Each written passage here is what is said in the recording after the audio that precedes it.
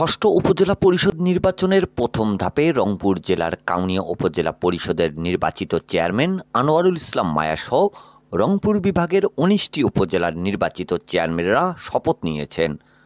মঙ্গলবার সকালে রংপুর বিভাগীয় কমিশনারের হলরুমে রংপুর জেলার কাউনিয়া ও পীরগাছা, লালমনিরহাট জেলার হাতীবান্ধা ও পাটগ্রাম, গাইবান্ধা জেলার ফুলছড়ি ও সাগাটা, পঞ্চগড় জেলার পঞ্চগড় সদর ও তেঁতুলিয়া, ঠাকুরগাঁও জেলার বালিয়াডাঙ্গি, হরিপুর, নীলফামারী জেলার ডোমার ও ডিমলা, দিনাজপুর জেলার ঘোড়াঘাট, হাকিমপুর, বিরামপুর, কুড়িগ্রাম জেলার রাজীবপুর, চররৌমারী ও চিলমারী উপজেলার নবনির্বাচিত চেয়ারম্যান, পুরুষ ভাইস চেয়ারম্যান ও নারী ভাইস চেয়ারম্যানকে শপথ বাক্য পাঠ করান রংপুর বিভাগীয় কমিশনার মোহাম্মদ জাকির হোসেন।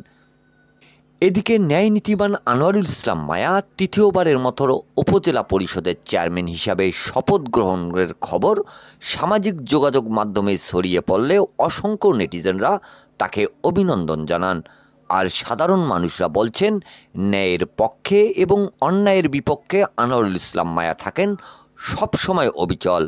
আগামীতে তাকে জাতীয় সংসদ হিসাবে দেখতে চান কাউনিয়াবাসী। Mizanur Rahman, DRS news.